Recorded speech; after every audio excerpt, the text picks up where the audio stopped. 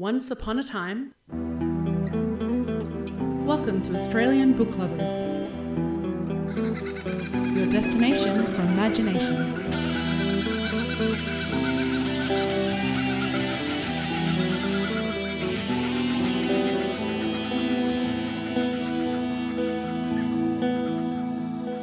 Australian Book Lovers acknowledges First Nations peoples and recognises their continuous connection to country, community and to culture. We pay our respects to elders past, present and emerging, and honour the sharing of traditional stories passed down through generations. We're committed to a safe and inclusive welcome for authors and readers of all cultures and backgrounds, including people of LGBTQIA+ communities and their families. A big warm welcome to everyone and a huge thank you for joining us for the Australian Book Lovers podcast.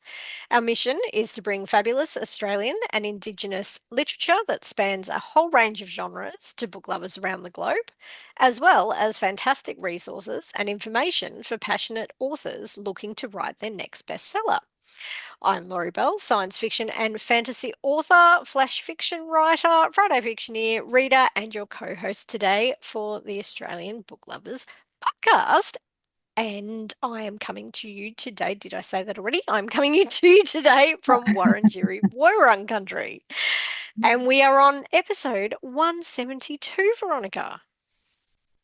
Which is absolutely amazing. And I'm very excited to say that today I'm coming to you from the Gathagudu country, which belongs to, or the traditional custodians are, the Malgana people. So I am up in Monkey Mea, up in sort of just past halfway, almost to the Tropic of Capricorn in WA. So yeah, beautiful Gathagudu country, the Shark Bay region, beautiful. The Malgana people. So there you go.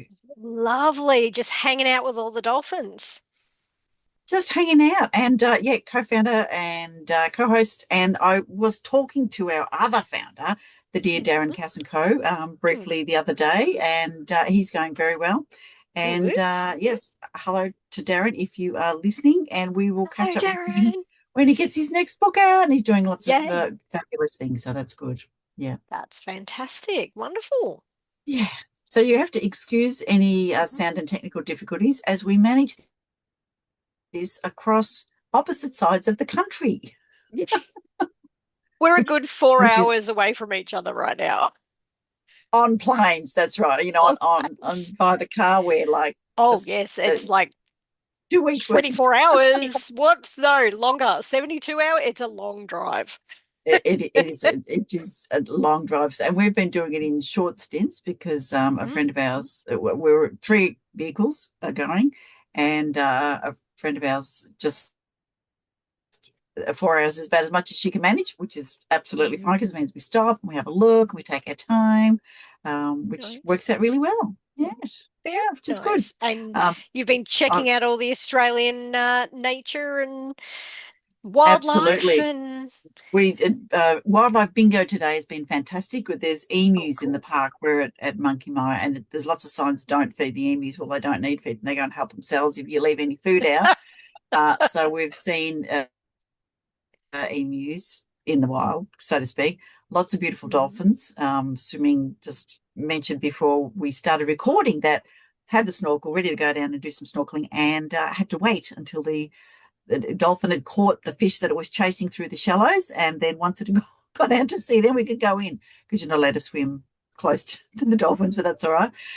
So fish, birds, pelicans, lots of things. I haven't seen a thorny devil, and there's supposed to be echidnas up here, but I haven't seen them.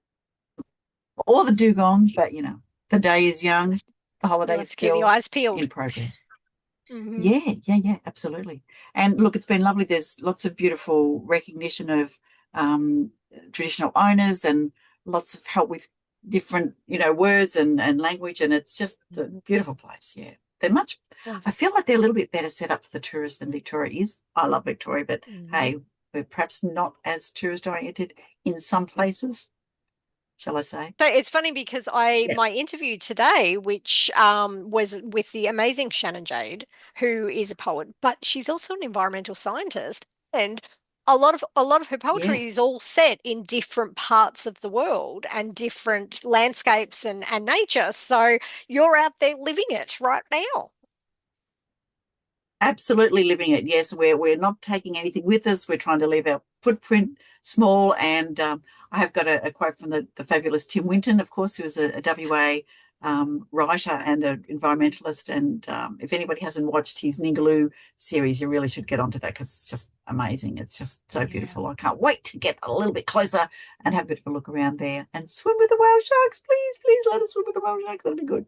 So yes, we have been in environmentaling all over the place, doing some free camps, doing some caravan parks, and meeting some lovely people on the way. So from all over Australia and the world. Yes. That's There are a lot fantastic. of flies. Can I just say, WA has lots of flies.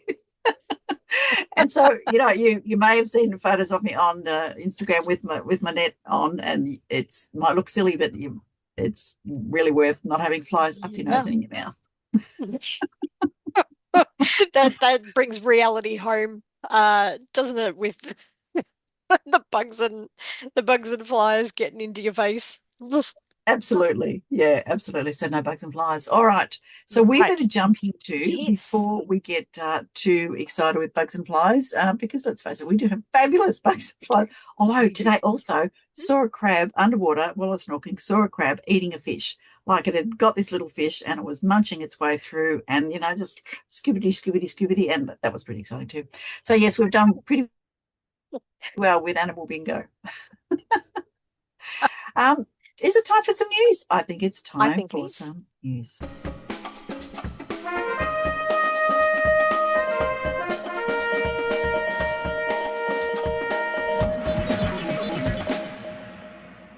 I was just going to mention that because it is that time of year for the PLR, ELR rights notifications that start popping Yep. into authors' inboxes. I received mine this week, and yay, it really is beneficial for authors. But they've just recently, or in the last month, there's a new legislation bill that's come out that's been it's passed through both houses that is now combining the two rights. So Ah, the PLR and ELR is now going to appear under the same legislation. So it's yep. called the Public and Educational Lending Rights Better Income for Authors Bill 2026, which was introduced to Parliament in April and it passed both houses on the 14th May. So hopefully that will just keep things chuffing along and in fact getting better because they've also properly recognised digital formats. So ebooks, audiobooks, and platforms like Libby and Hoopla and other library platforms. So that's going to be really beneficial for authors for all your library lending rights that go through with ebooks now. So that's absolutely fantastic. That is great. That is really Yeah. good news So because that's let's great. face it, we don't get much. So a little combination of making things easier for authors is a good Yeah. thing. Yeah, absolutely. So that was one little bit of news, and the other Hmm. one I actually thought I'd just mention. So, having a jump on one of my news sites, which is booksandpublishing.com.au, they've actually Hmm. listed there's three festivals that have recently been run, which was the Melbourne Writers Festival and the Sydney Writers Festival, but Hmm. also, interestingly, the Auckland Writers Festival. And all three festivals in May have had up to 15% or more higher attendance. So they've Oh, had wow. breaking attendance and ticket sales. Melbourne Writers Festival reported that their audience was almost 60% when new time, first time attendees and even Auckland Writers Festival, same sort of things are going on basically. So it seems to be there is a massive jump at the moment of attendees to writers festivals, which is lovely news, and all authors love to hear it. But also, isn't that fascinating that has really seen a bump this year? Yeah. Yeah. And you wonder why. And really, let's get Yeah, let's some hope funding it's back to Riders Victoria. Thank you very much. exactly. So let's hope that that's Yeah. a sign of things to come, that people are jumping back into their books and looking to find Yeah. more ways of reading and learning and talking about books. That would be good. That would be really good. And if you are in WA, well, you need to be looking at the Writing WA website and working between the lines behind the scenes to build a state of opportunity for the WA writing sector. So they've got sections for readers, for writers. They've got a literati directory and a notice board. You can find a writing group. You can get help with your writing. You can look at books by local authors, and you can send them your book for review. You can find a writer and illustrator, of course, which is fantastic. So here's one that I wish that I could go to. It's called Writers with Wine. So that's on the 27th of May, which is tomorrow. So it's unlikely that I'll get that one out, but what a great idea. There's a book launch as well. And here's one that's on the 10th of June, which could be nice. So Life Writing Group at the Mount Flora Museum. So if you're writing autobiography, a local family history, or you need tips and research, you bring along your work and you meet other writers who are doing the same kind of thing at the museum, which I think is a really great idea. So thank you, Writing WA. This is a good thing. Check that out. And one other thing that I thought I might share about WA is Western Australia is the only state that has a Hall of Fame for writers. And they've got 20 writers in the WA Writers Hall of Fame, the most recent inductees being novelist Gail Jones and poet John Kinsella. And of course, we gave away one of John's books. John's book is on our website. So they've got Gail Jones, John Kinsella, Doris Pilkington, Garamara, Kim Scott, Tim Winton, of course, Sean Tan, Alec Kuat, sorry if I've said that wrong, Alec, Peter Cowan, Jack Davis, Henrietta Drake Brockman, Mary Durack, some of these people have certainly passed, Nina Gara, Xavier Herbert, Dorothy Hewitt, T.A.G. Hungerford, Elizabeth Jolly, Catherine Susanna Pritchard, Leslie Rees, Randall Stowe, and George Seddon. So jump onto their website, dive in and have a look at what these people have joined the Hall of Fame for. And as I mentioned, that I've read a number of Tim Winton's books and I do love them. It's really good. Fantastic. So there you go.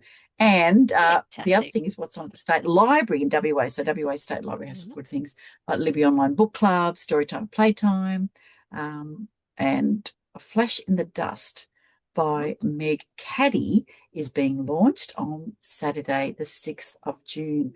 And it's celebrating a queer adventure novel, A Flash in the Dust. So have a look at that one and go along and support Meg. That will be brilliant. Okay, that is probably enough news for now.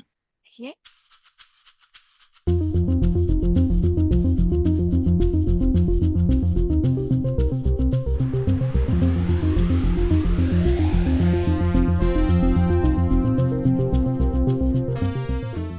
Book number one that we've got tonight is Alba, Hidden Secrets by Verity Croker, which is a mystery. A tale of blood, broken dreams, and buried secrets. 16-year-old Rebecca is mourning her boyfriend Alistair, who died in tragic circumstances. She struggles without him on a daily basis, but only she knows the full extent of her aching loss. Their relationship had been a secret, and she feels she will betray Alistair if she reveals it. Rebecca turns to her best friend Callum, but he's Alistair's brother and is unaware of the relationship too. When Callum and Rebecca unearth a buried suitcase in an ice house in the small northern Scottish village of Cromarty, it leads to a series of unexpected and intriguing discoveries. A 19th century diary written in code by 16-year-old Martha also hides secrets. As Rebecca and Callum try to solve the mystery behind their finds, at first they grow closer, but then their relationship faces increasing hurdles. Is there anyone without a secret that we hide from the world? Is it better to hold a secret close or crack open your heart and let the light shine in, allowing others to help share your burden? It's fascinating bio. Isn't my it? goodness, yeah, that's great. So, Verity Croker is an internationally published author. Her junior fiction and non-fiction are published by Sunshine Books New Zealand, and her young adult novels are published in the US. Verity has a Master of Arts from the University of Tasmania. She loves playing the piano, swimming, Zumba, ballroom dancing, and yoga. There is another author who is a dancer, which is, Yes, I we're know. picking up the trends. We are picking up the trends, absolutely. Right, book 2 is The Next Round by Eva Frances, and this is a romance. Shaken and stirred. 5 years is a long time between drinks for old friends. Shaken by a series of heartbreaks, Andy Herrera's fear of jumping into new relationships leads her to run away and keep her distance from the possibilities of love, even with restaurant and bar entrepreneur Chris Vaughan.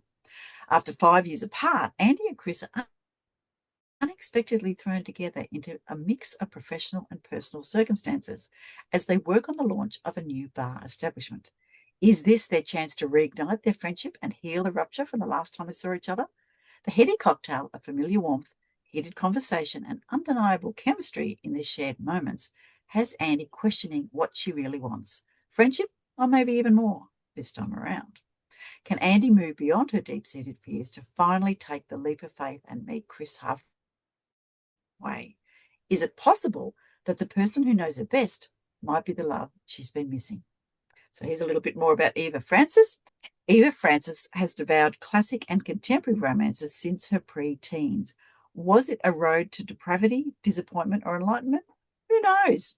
A writer and editor, Eva now spends excessive amounts of time still lost in books and manuscripts, with a happily ever after slant. She occasionally looks up to check on life and kids and pour the next coffee refill. Good on you, Eva. That is absolutely lovely. She is the recipient. Oh, sorry. Next page, Eva. Eva is a recipient of multiple literary awards in romance and fiction, including the Holt Medallion, Indie Reader Discovery Award, and Passionate Plume Award. There you go. Fantastic. So, book 3, and my internet connection is unstable again, but we'll push through. So book 3 is The Medusa Situation by Gabiann Marin, which is a fantasy. Mystery, mayhem, and mythology meet in the story of Medusa as you have never heard it told before. A modern retelling of the ancient Greek tale, told with elements of crime, mystery, comedy, and social commentary, with a feminine twist. In modern day Australia, the Greek goddess Hera and her family have accepted their forced divine retirement and live out their immortality in the suburbs. Sorry. That's just that line. I want that book. Yeah. Live out their immortality in the suburbs. Their previously exciting world replaced by endless days of quiet resentment and mystical reality television programs. I'm loving this. That is until the head of the infamous Gorgon, Medusa, is stolen. Again. In a race against time, Hera and her stepdaughter, the goddess Athena, join forces with a ragtag bunch of ancient Greek deities and mystical creatures to try and find the culprit and recover Medusa's head before it creates havoc across the mortal and divine realms. It's Janet Ivanovich meets Terry Pratchett. I'm getting this book.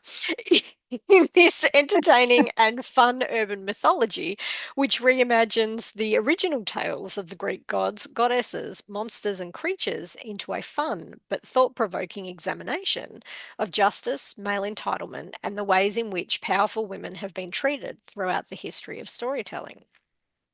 What a great blurb. So, Gabiann Marin is an award-winning writer in broadcast, publication, and multimedia.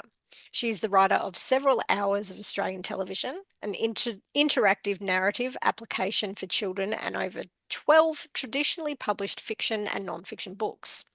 She's won or has been shortlisted for several Australian and international writing prizes, including winner International White Raven Award for 2025, winner ATOM Best Interactive Narrative Award 2017 for Kids Together Now, and shortlisted for both the Victorian Premier's Literary Awards and the Ditmar Awards 2025 for her most recent book, The Medusa Situation, published by Clandestine Press. She's also known for her historical fiction for children, including the recent novel The Battle for Victoria Street, published by Scholastic Omnibus as part of its award-winning My Australian Story series. There That you go. is a Brilliant. good one. That All is a right. great book, isn't it? Yeah. All right. Book number 4 is another WA writer. This is A Kingdom of Curses, The Emergence by Danielle Drummond. The Blue Begins, One Forgotten Sin, 1,000 Deadly Consequences. Paige Valenberg has always been an outsider in the wolf-ruled kingdom.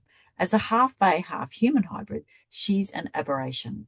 Despite her efforts to discover her place in a world made to reject her, Paige finds herself unexpectedly embroiled in a web of secrets, wolves, and unreliable magic. All of it threatens to shatter the fragile sense of safety she has managed to build around herself. Caught between two worlds, Paige must navigate shifting alliances and uncover long-buried secrets. The fate of the kingdom hangs in the balance as she becomes a pawn in a much larger game. Can she trust the enigmatic wolf shifter Guy Braxton, whose dark past is as tangled as her own? Or the notorious bad boy heir, Quentin Isham, whose sudden interest in her raises more questions than answers? A kingdom bound by curses. As the danger escalates, Paige is forced to embrace her true nature and harness her volatile fae powers. But with powerful forces conspiring against her, a single misstep could unravel the very fabric of their world. Can Paige uncover the truth about the original sin cursing the kingdom before it's too late? Or will she be consumed by the chaos threatening to tear her world apart? Oh, that sounds like lots of exciting crisis stuff, chaos things. Yep, beautiful. Okay, so Danielle D. Drummond is a fantasy author based in Perth. She has been spinning tales for as long as she can remember. She wrote her first storybook about an injured penguin at around 10 years old and has been crafting short paranormal stories and poetry ever since. She's now writing dark fantasy novels infused with a little bit of romance. Okay, a lot of romance, because she is a sucker for a happily ever after. When she's not conjuring stories about women finding their strength through trauma, you can find her penning thoughts for poetry at work, disguised as her corporate alter ego, or spending time with her two dogs. Lovely. That's fantastic. All right, so book 5 is The Grimsdale Claimant by BG Hilton, which is a science fiction. We've chatted with BG recently, so this is a new one by the look of it. So everyone knows that the late Lord Grimsdale's son died years ago in a shipwreck. Now, here is a man as large as life proclaiming himself Grimsdale's true heir, and thus owner of the world's largest caloric fluid refining operation. I'm interested to learn more. Miss Gladys Dunchurch does not wish to involve herself. She is too busy worrying about this new recording machine and how it will change her beloved show business. But to help her friend Charlie de Charles, she must discover how this mysterious claimant is connected to a mystical cult, the government's new Office of Statistical Tabulation, a madman in an asylum who claims to travel through time, an attack on the first diplomatic meeting between Earth and the Moon, and two extremely exasperated ghosts. That last line is all I need. It's good, isn't it? That's a good one. Okay. So the bio for BG. So Australian science fiction and fantasy author BG Hilton spent most of his life doing jobs so tedious that his only escape was entertaining himself with crazy fantasy stories. And now he writes them down in the hopes of entertaining others. He specializes in speculative fiction, humor, and nonfiction.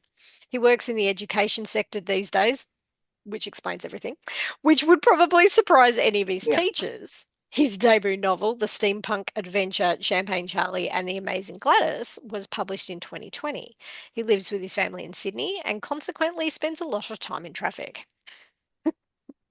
Yeah, that is Nice. great and too true, Yeah. BJ. And there's not a whole lot of traffic out here, dare I say it, on the National Highway Route 1. All right. Yes. Book 6 is a fabulous one. This is A Game of Masquerade by Shani Cossins, speculative historical thriller. It's a little bit of a mishmash, which is fantastic.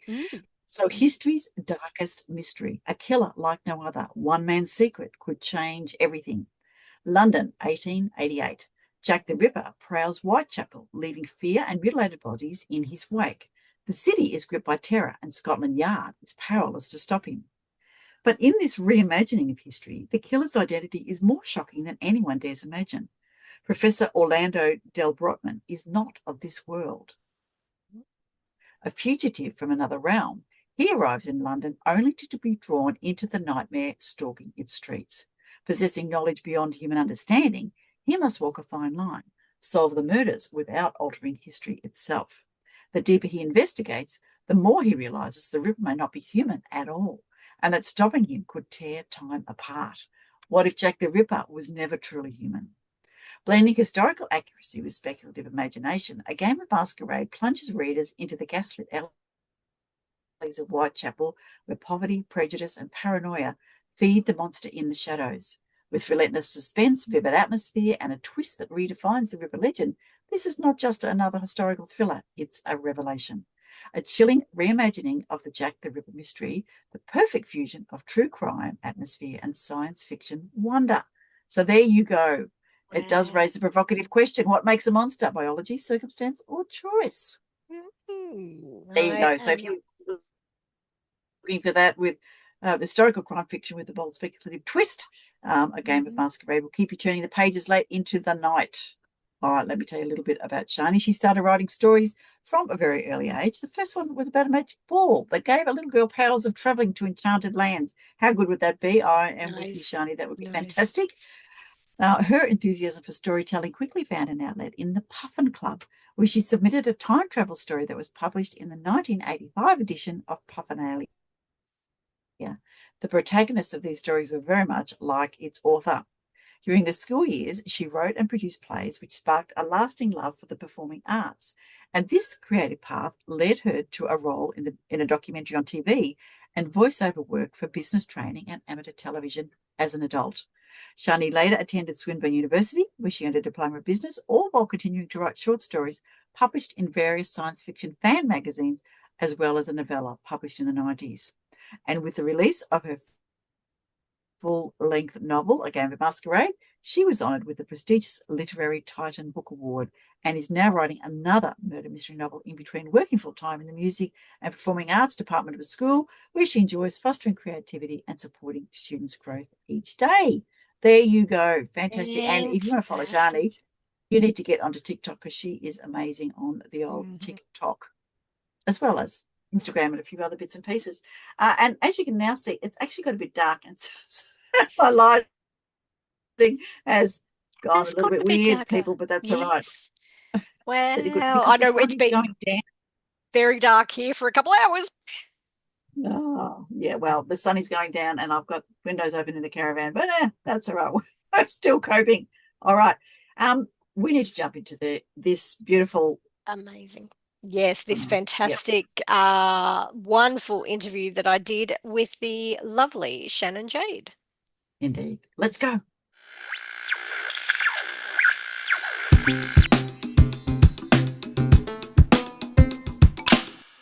Book lovers, I am delighted today to have with me Shannon Jade, author of A Song for the Earth. Hello, Shannon. Hi, thank you so much for having me. So wonderful to have you on. So listeners, I'm coming to you today from Wurrung country, as you know. Where are you coming to us from, Shannon? I am coming from the traditional lands of the Bunurong and Wadawurrung people. Wonderful. So you're up in New South Wales? Melbourne. Oh, Melbourne. Yeah. Sorry, what am I talking about? I bounce around so much with Melbourne, and here we go. Anyway, that's on me. So Shannon, I have so many questions. But before we start, let me tell our listeners a little bit about you.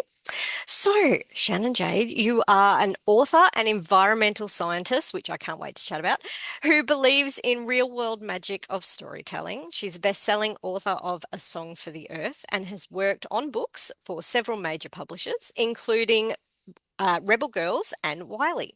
Shannon holds a BA in creative writing and publishing and a Master's of Environmental Science. Today, Shannon mostly writes adult fiction and poetry projects with a hopeful environmental focus, aiming to make the world a better, greener, and kinder place. Love that. I love that. Tell me, before I read the blurb, what inspired you to environmental scientist? You're a flat chat. What inspired you to write a book of poetry? I actually came originally from a writing background, to be honest. I sort of took a bit of an unusual path. I went from writing with my undergraduate, and then I went into environmental science with a master's degree. So Writing was always something that was a big part of my life. And when I started learning more about sort of environmental issues, it was immediately sort of a natural pull for me to kind of look at ways that we could improve education and improve kind of the way that we engage people in these issues. I really like that, and having read quite a few of the poems through the novel, it is very gripping and very, it does make you stop and think, but also we're not talking, your typical rhyming poetry or anything like that. It's very lyrical, very musical. So what inspired you to write in that style? I really think that poetry has such a power in sort of terms of particularly in something like the environment, in terms of sort of making it emotional and evocative and being such a visual medium. And I think that can be really helpful in kind of helping people connect with these ideas. I also come from sort of a music background as well, so it sort of naturally leans into that. But I also think one of the things I really liked about kind of verse novels is the accessibility of them. They're not, you're not looking at sort of a huge tome that's 1,000 pages long that people are intimidated by. People can kind of pick it up and go, okay, well, I can handle this. And then it gets out to more people and more people start to engage with the ideas. Yeah. And I think poetry's got a really interesting hook at the moment because it is a shorter medium. So for your TikTokers and for your peeps that are just not into sitting there for an hour and a half reading solidly, you can pick it up, pop it down. I was on the train, so I was able to flick through what do I feel like kind of vibes. So I think it's a good time for bringing out collections like you've done. So let me tell everyone about a song for the earth, which is just gorgeous. So the wide, wild world is made of wonder, but as climate change reinvents the landscape, rich ecosystems are under threat. On a journey through the earth's major biomes, January learns the plight of the planet, and armed with the power of voice made for poetry, she turns her lyrics into a call for action. Is it enough to write a song for the earth and ask the world to sing along? No, I don't think it's enough. I definitely think everyone should be singing along. So how did you get started? Did the idea come to you with just one poem, or did you plot this through with exactly what you want, what messages you wanted to get across? It started, it was quite a sort of different project, honestly, when it started. Initially, it was going to be focused on just one biome. It was going to be a song for the forest, and it was just going to be the rainforest. And it wasn't until I think I started sort of trying to piece together what that might look like that I realized I had so much more to say about all of these other places. And that it sort of, it needed to be bigger than that because the issue is bigger than that. And it's not happening in one place, it's happening much broader. And I wanted to sort of touch on that in ways that sort of keeping it in one little location wasn't going to allow me to do. And how did you pick the locations? So there's it really breaks through with what I found really interesting was the start in the city, and having those opening poems really giving that sense of I need to get out, I need to get away, I need to leave the big smoke. I need to get out of town. And as I was reading, because I work in the city, so as I was reading them, I really got that sense of looking out and above and thinking, I need to get out. So why start with the city? And then how did you pick the five or six locations that you use? Yeah, I think that for me, starting with the city felt sort of like a way to offer kind of a contrast. I think that it is really easy, particularly with climate issues, to kind of living in the city, and as I do, it sort of is quite easy to kind of feel like a lot of these issues are a far away thing because they're not affecting the day-to-day life of us yet. They will be, but they aren't yet.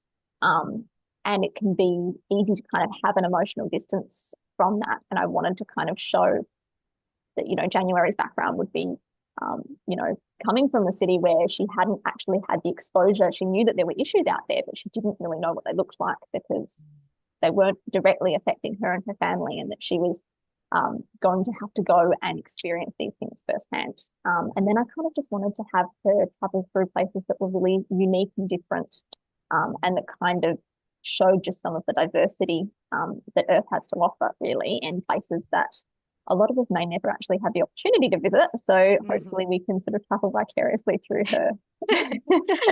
So why January as a character sort of driving the story through? Yeah, I think that January is sort of, she's just sort of a kind of a spokesperson, really, but I wanted her to be sort of an everyday person. I didn't want her to be necessarily a scientist, or I didn't want her to necessarily come from a background where she already had all these resources at her disposal, because I wanted to show that it's in everyday individuals. It doesn't matter whether you've got a particular background in something. You can sort of still be part of this conversation, and you can still have a really positive and impactful sort of purpose towards climate issues regardless. Oh, that's fantastic. Well, with your poetry and with the writing, how did you what is a regular sort of writing day for you? How long does it take for a single poem? How long did it take to put the collection together? I think it really varies. I think it took quite a few different forms, and it was there were definitely times where it was in slightly different orders and things got kind of muddled around. And I think that's the beauty of working with sort of short little poems, is that you can kind of drag things into different places. So I think it's sort of, it really varied. Some poems just kind of work, and some are a little bit more difficult to kind of work out what they mean to say. And obviously some of them are very much sort of driven by the facts and the science. Some of them are a bit more sort of emotional. So they just sort of a different process depending on where I'm at and what the story itself is sort of asking of me that day. So where do you write? A little bit of everywhere, to be honest. Mostly sort of home office. But yeah, sort of a little bit of everywhere. I've been known to sort of pull up a notes app and just sort of scribble things in there on the train. So Yeah. Nice. Well, I really like what I found unique about the collection is that you do go into science facts. There's footnotes even and a bibliography at the back. So which I haven't seen a lot of. So what made you think of putting those references in? yeah, I think that was really important to me, and it's been something that kind of some people have loved, some people have really not. And it's just one of those things that I think people do love or hate. But I think it was important to me to show that while this is obviously a fictional story, the arguments that I'm putting forward and the things that January is experiencing and learning are based in fact. And I didn't want it to kind of look like these things were being exaggerated for the purpose of a book, which I think sometimes the facts are quite shocking. So people do have a tendency to think, surely that's for the purposes of fiction being sort of blown a little bit out of proportion. And I wanted to kind of say, no, this is actually happening. This is the reality as it stands in the year of writing. And sort of this is why it's so important, because it does feel shocking. It does feel almost like fiction. And yet it is so based in what we're really up against and what people in these locations that are away from the city are really facing. So with your research, did you actually go to some of the locations? I mean, you've got the Arctic in there, you've got the desert. Did you go to any of these? Like I know environmental scientists get to travel a lot. I didn't know. So I mean, Really? Australia is, obviously it's such a long way from everything. But yeah, no, I would love to, but I haven't had the chance to. So I think I kind of got to travel vicariously through writing it as well. You did such an amazing job, because you could really feel that stillness to look out and observe nature around you. So that was beautifully done in the lyrics. Did you have like music in the back of your mind when you were putting your poems together? Possibly a little bit. I get quite distracted if I listen to too much. I tend to drift off. I sort of have to really lock in. But yeah, I think for me, poetry and music are so closely interlinked. So I think it's called A Song for the Earth, and it feels quite musical to me. Just as a general sort of poetry in general does, I think. So when did you first really admit to yourself, because you said you have the background in writing first. When did you really admit to yourself that you wanted to be writing, you wanted to be a published writer? Um, Something I was always sort of quite interested in. I mean, I was writing sort of very poor picture books at 5 years old and demanding they put them on the kindergarten bookshelves. So Lovely. I think as soon as I was sort of aware that books were something that somebody sat down and wrote, I thought, yeah, that's something that I would like to do. And it was sort of just always kind of in the back of my mind, I think. I love that. So yeah, but the journey to publishing, because it is such a tricky journey. Did you have in mind when you were putting the collection together that you were going to get published? And then what research did you do to then get the book put together? Yeah, it was quite a mixed process with this one, to be honest. It's sort of I think that there was something about this one, and it wasn't the first thing I'd written. But it was, I think there was something about this one that I felt I really wanted to see it. I felt that it had a role, and I felt that I wanted to really fight for this one to be in print. Yep. And I did have sort of, I did the querying route. I did sort of the, it can be quite difficult, I think, with something that's a little bit left of field, a little bit different. The verse novel market is still quite a small market. And then also being environmental, that can be challenging in certain political landscapes.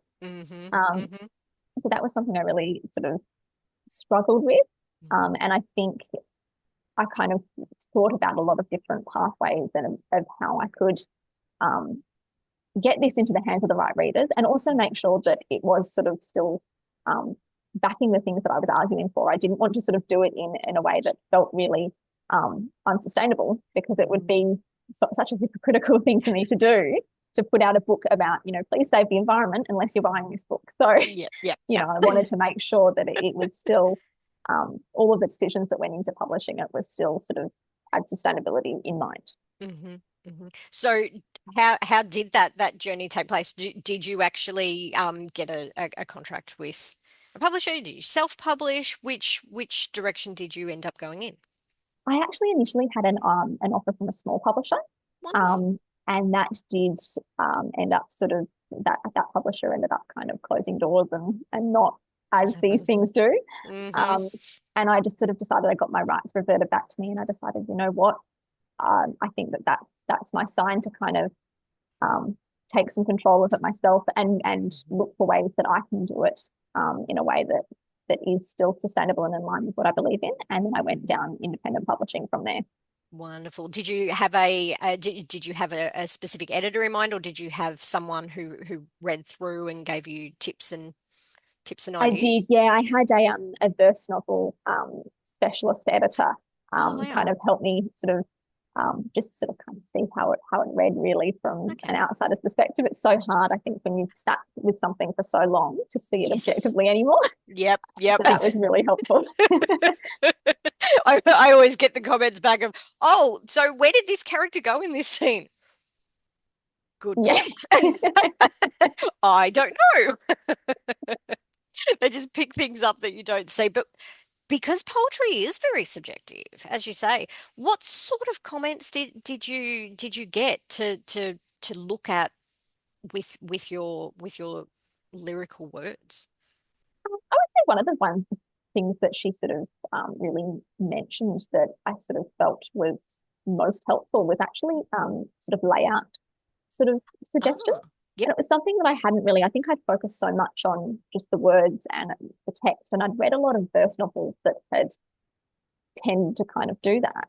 And it wasn't until my editor sort of said to me, there are ways to kind of position the text on the page, and you might sort of drag this over here, and this might be in capital letters, and this might be italicized. I loved the capital letters one. Oh, I felt the rage. Oh, I felt the rage. That was beautiful. And the same with the one that had the very sun-like response with the, I really do like the way that grabs you, that sticks out.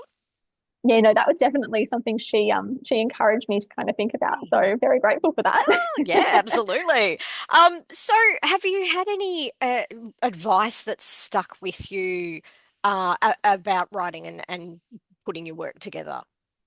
I think in general, just sort of sort of having the confidence to kind of go out there and tell a story that matters to you. I think, there's a million sort of trends that you can try and chase, and you can try and kind of write to a market of what you think that people are going to respond well to. But I think that there's a lot of importance in kind of writing something that feels that like it matters to you and like it's going to continue mattering to you for the long term. You're going to have to sort of be a fan of your own work in order to kind of talk to people about it and care about it. And I think that there's a lot of value in kind of writing something that you would enjoy as a reader, and you're guaranteed at least one fan. Yeah. Yes. I love that. So speaking of fans, what is some of the best responses that you've received to A Song for the Earth? I think one of the most exciting ones was actually I had an opportunity last year now to speak with a group of students at the University of Hawaii who were reading it and they were sort of writing an essay on it. And they were sort of reading the book and learning it in their sustainability writing class, which was so exciting to learn that they had something like that as well. Yeah. I would have loved to have studied that in my undergraduate. So that was really exciting just to get to kind of chat about it and sort of have people be excited about writing that sort of focuses on eco issues. Oh my God, that is so cool. That's very cool. So and maybe they picked this up. So do you find that there's anything specifically Australian about your writing? Say that there's huge amounts. I think probably the thing that comes up more is when I actually talk to people always notice sort of terms of phrase. Yeah. And you get, a lot of that, particularly talking to America, they get quite a shock, I think, sometimes hearing the accent. But I've tried to kind of make it a little bit broad. I have found, honestly, my bigger market has tended to be the US, which really surprised me. Yeah. I was definitely expecting Australia to be, it to be easier to kind of connect with, people at home, but it's actually been the US, which has been really surprising. That's amazing. I'm kind of glad to hear that, actually. Yeah. The idea of people not believing in science kills me. So I think that's why I love the environmental focus that you've got on this one. What of your work have you brought into your writing? I think a lot of the research, really. I think that's, I think being armed with as many facts as possible is a good thing, particularly, we do live in an era where sometimes scientists aren't being listened to, and where that is a challenge. Yep. And I think that finding ways to kind of impart that information and communicate that, but also kind of highlight why people should care about it. I think that dry facts are sort of, people can kind of overlook that, and people can go, well, that's for the scientists to read, and I don't need to. Whereas I think, looking for ways to kind of make that an emotional experience that people feel connected to in some way, even if it's just that they think, I like the beach and I don't want the beach to be covered in plastic. It just to have some sort of tether that they sort of have a stake in, and that this is actually our world too, and we would like to do something to try and keep it, livable. Yeah. And I think the sensory nature of that as well comes through in that regard, because it does, the stillness comes through, and the being observant comes through, and seeing what. Plus, I think we all have been to the woods, been to the beach, been to the sand, just sort of have that, so you can connect with the writing from that point. So that was, I love the way that came through. So is there any secrets hidden in your book?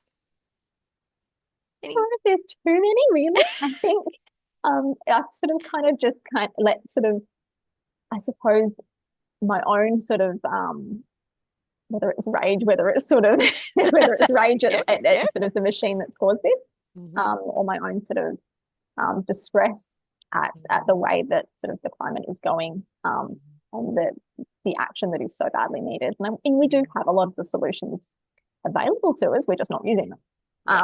And I think I've kind of put that all out on the table, really. I don't think I've tried to sort of let any of it be too veiled. It's all there because January is angry enough to tell you about it. Yep, I got that impression.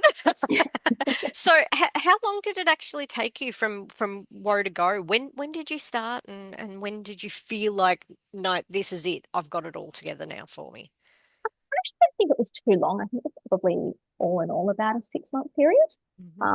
I think I sort of put together a draft quite quickly. It sort of was one of those things that once I sort of got a start on it, I think I thought about it for a long time. And then once I actually made a start, it sort of fell into place quite well. But there was sort of a lot of shuffling and editing and rearranging. And I think that's where a lot of the time goes. When you're sort of, it's not always the first draft that takes the time, it's all of the fixing it. So. Yeah, absolutely. So, what about yourself? What do you read? Everything. I do read a lot of poetry. But I also read a lot of sort of romance and a lot of sort of, it's a real mixed bag. It's sort of, I'm such a mood reader, so it really jumps across like genres. Yeah, I like that. Mood reader. I really like that. So when you're writing, what's your go-to drink? What's your go-to? So you don't listen to music, but what do you what spurs you on with your writing? Usually a cup of tea. Yeah, Yeah. I'm quite, classic with that. Usually just a cup of tea and kind of try and focus. Yep. Nice. So tell me more about, with you, because you were writing so young. What was your favorite book as a child? I read a lot of, particularly as a small child, I loved like the Magic Faraway Tree and those sorts of. I think those were a favorite for a lot of people. Yeah. I don't know whether it's an Aussie thing or a Melbourne thing, but definitely we have a very strong focus on the We do. Enid Blyton, we find. We do. But the Faraway Tree, which is actually, I can see where that would link in with your book of poetry, because we are talking an environment and then different worlds. So it's interesting links there. Yeah. So you were a plotter or a pantser? Usually more of a plotter, but sometimes it sort of shuffles around. But yeah, I do find that, I usually have to have at least some semblance of a plot going in, even if it changes.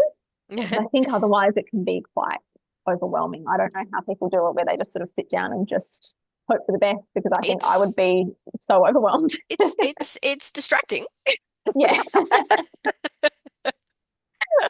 So, who helped you out when you were starting out? Definitely my mum is 100% the sort of the cheerleader for this. And even just this book in general, I think, if I hadn't had the extra sort of push behind me, she was sort of the number one fan of this book. And really was the person who's going, you have to make sure that this gets published. You have to sort of keep fighting for it. So did she read it first before it was she published? Did. Yeah, Nice. She did. So was it her encouragement that kept you going? Yeah, absolutely. Yeah, I don't think if she hadn't sort of kind of kept pushing me and telling me to publish it, I don't know if I would have. I think I might have gone, oh, maybe. And I don't know if I would have had the confidence on my own. I think she was very much behind me going, nope, I want it. I want a copy of it. So that's fantastic. I love it. So when you were well, I guess, would you have advice for your younger self if you had the chance to let your younger self know something? What would you tell her? To tell her to sort of go for it and try. I think, there's so much, there's always going to be reasons to kind of hold yourself back or not do something. And honestly, the reception to this book has been so far beyond what I could possibly have dreamed of. And, I really thought it was kind of going to go out there and, maybe a couple of people would read it and that would be it. And it's just been so far beyond what I could have imagined. And it requires sort of taking that step, backing yourself, and doing something that you care about and sort of seeing what can come from that. Well, speaking of, so how did you promote this? How did you get this out there that schools in the US are reading it and writing about it for school? Yeah, I did a lot of sort of just sort of direct outreach, really. I kind of just reached out to, I think that one was I reached out to an organisation that was sort of focusing on environmental, and they had sort of like a book club division or a recommended reading list. And I sort of said, look, this is out there, it's got the facts in it. Here it is. And through that, I was able to connect with a lovely lady who was taking one of these classes. And sort of said, well, actually, I'm looking to expand my students' reading list. And she was quite excited to have something that was also a bit more modern on there, because a lot of the big environmental books, are now quite sort of getting on a bit. And the facts have been updated. And it's such an evolving issue. So she was sort of looking for ways to kind of engage students in something that was a bit different, and that was more recent as well. Yep. So how did you design the cover yourself, or did you reach out to someone to design the cover? Who did that one for you? I did that one. Yeah, that was me.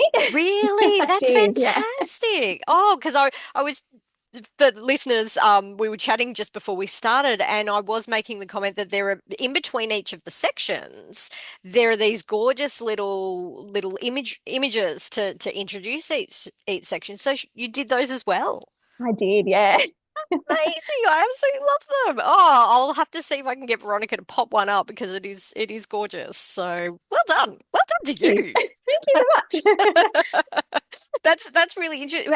What about audiobook? Have you thought in that direction at all? There is actually an audiobook version of it, yeah. So that's available now. That hasn't been as popular, I've found. Okay. I've found that actually the most popular format has been the classic paperback, which is surprising as well. I sort of thought a lot of people these days would go for an ebook. But yeah, no, the hard copy book that you hold in your hands has by far been the most popular. Wow. So in your ideal world, who would read the poetry for you? Oh, I don't know. Somebody, I really don't know. Somebody with sort of a kind of maybe slightly whimsical kind of tone, maybe. Nice. But I don't know. I'm really not sure. Are you working on something new? I am, yeah. So it will be the next sort of project will also be a verse novel. But yeah, so that will be focused on sort of other environmental solutions, but from quite a different perspective. Where can people find you online?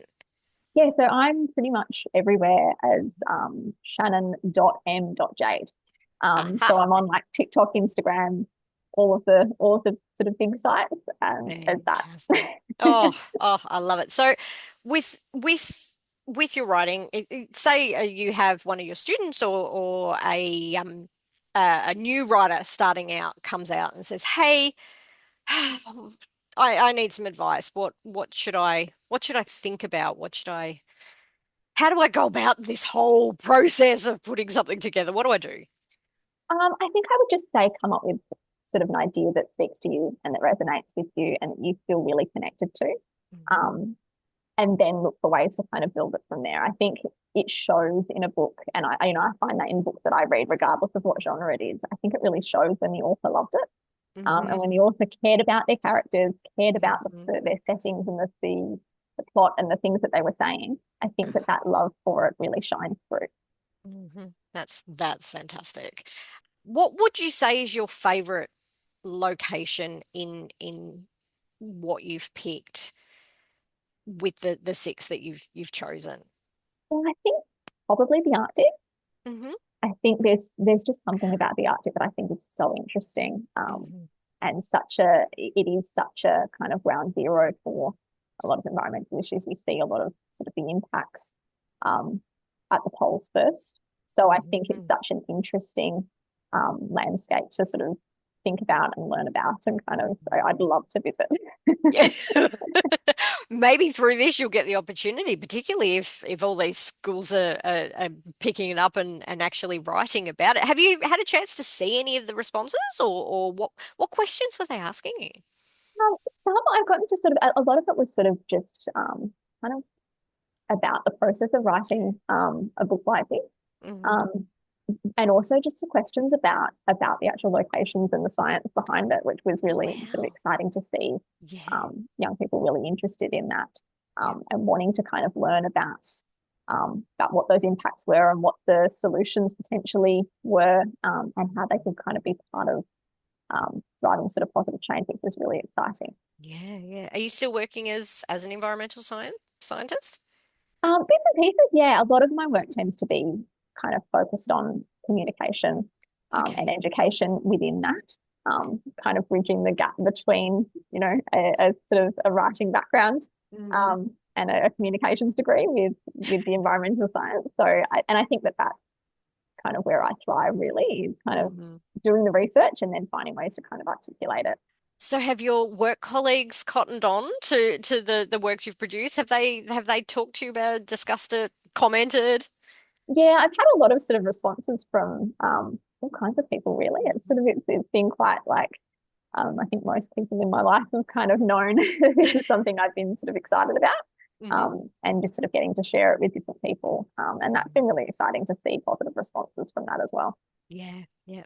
So from the publishing side of things, how did you go about putting the work together? Did you use a specific program that's out there that or did you have someone give you guidance? How did you go about putting it out there?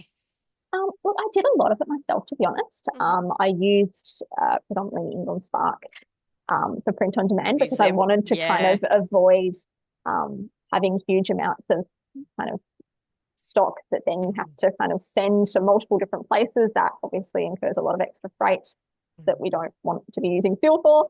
No, exactly. And, things like that. So I really liked the idea of sort of doing print on demand and not having, excessive pulping and all of the things that go into sort of having large print runs. Yeah, let alone all the storage, the costs associated, the trees. Yeah, yeah. Yeah, absolutely. So yeah, that was very much kind of a focus for me, and kind of how to go about it, is sort of looking for ways that would continue to kind of support the message that the book is actually about. Well, speaking of, so what key message do you want or you hope that your readers are going to take away when they pick up A Song for the Earth? I think for me, it's sort of, I just hope that people kind of leave with sort of a sense of empowerment and hope about the climate. I think that, and that was one of the things in writing this book that was really important to me, because I think we have a lot of disaster movies, we have a lot of sort of doom and gloom climate narratives, and they do have the tendency to kind of leave you feeling like, okay, well, it's awful, and now what? And what's the point in me sort of, switching out my plastic straw for, a reusable one if, the governments are not going to introduce policies, or if it's such a big issue and it's too far gone, then, well, what's the point in fighting? And I want people to feel like they are still hopeful enough that there is still something worth fighting for. And yes, we do need policy tools and legislative change, but as individuals, we can vote with our wallets, we can, lobby for those things, we can communicate with our leaders, and we can be actively trying to drive that. Have you been asked to read any of your poetry out at whether it's a school event or whether have you gone to like poetry nights where you get the chance to actually read one of your poems? A lot of it, no. It's sort of, Really? yeah, that's not one that I've actually had a lot of experience with, believe it or not. Wow, because I was going to actually say, would you be willing to read one of the poems from A Song from the Earth today, if and we can pop it in at the end of the recording so that all of our listeners can actually hear. I always find poetry particularly is best read by the author. They know how they want that message to come across. Would you be willing to do that? Yeah, absolutely. Because I love listening to the actual writers read their poetry. Always trying to get someone to do that. Does it? Well, we are actually almost at our end. It's beautifully put together.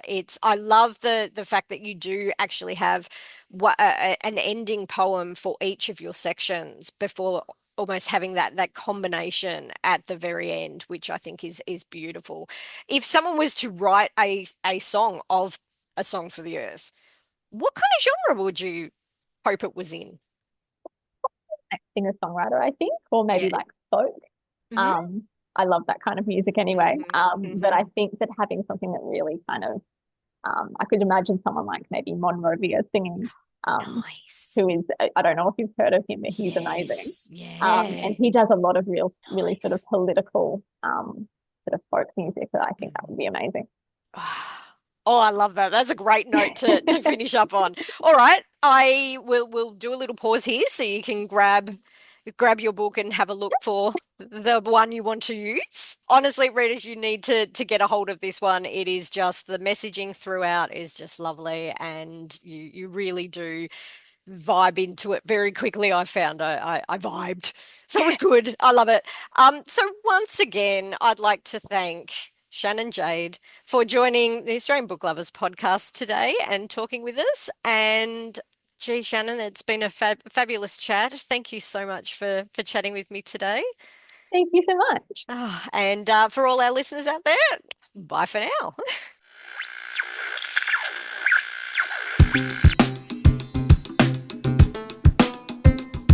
So thank you, Shannon Jade. What a lovely chat with Laurie. And, what a combination, I think, environmental, poetry, songs, music, stories in verse, music. Yes, all those kind of things. Fantastic. Yep. And as we mentioned at the top of the episode, I'm out here in the environment. And look, you just forget. And the skies are so big out here. And, but look, sadly, sometimes you rock up to a place and there's so much litter and you think, people, come on. There's rubbish bins available, but they don't do things. But anyway, there's more that we can do. Every little footstep, we try and keep it small, don't we? That's exactly right. And you must be noticing when you're out and about just the sounds that you're hearing, the peace at moments, the sky, the animals, like it just getting out there does give you that opportunity to just see things you don't normally see. Absolutely. And the stars. Oh my lordy wordy, the stars are so beautiful at night. And yes, I like Shannon's thought of giving us hope. There is hope out there.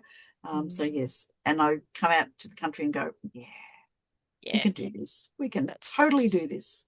I love it. Yeah. Okie dokie. All right, the pub is waiting, as you mentioned, Laurie. So I need to, my fellow travellers started without me, which is all good. So let's do a couple of quotes. And I know, quite rude. Yes. So what have you got? So I thought I'd go with a Robert Frost because we were talking poetry. So this one by Robert Frost is: a poem begins as a lump in the throat, a sense of wrong, a homesickness, or a lovesickness.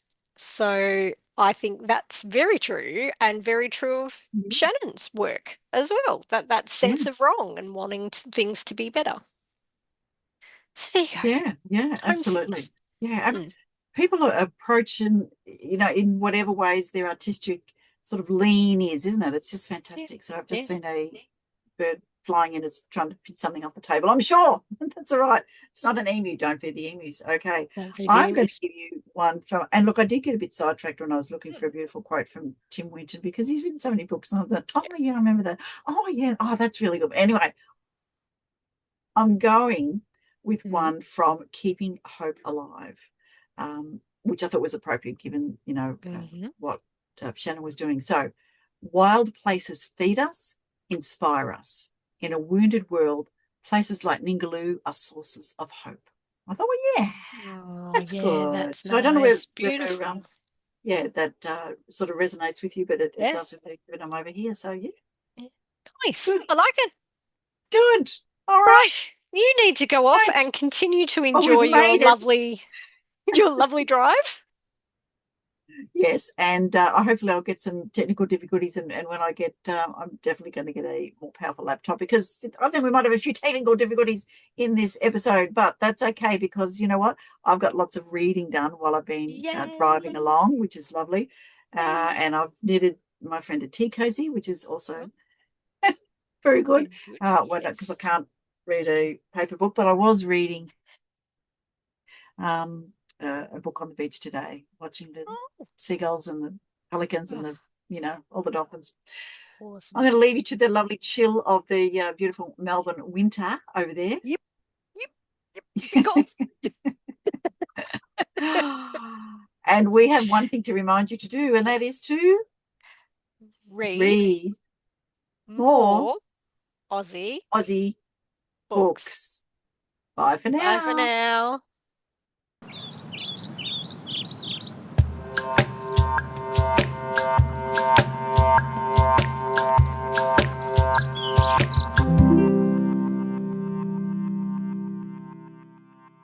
A Song for the Earth.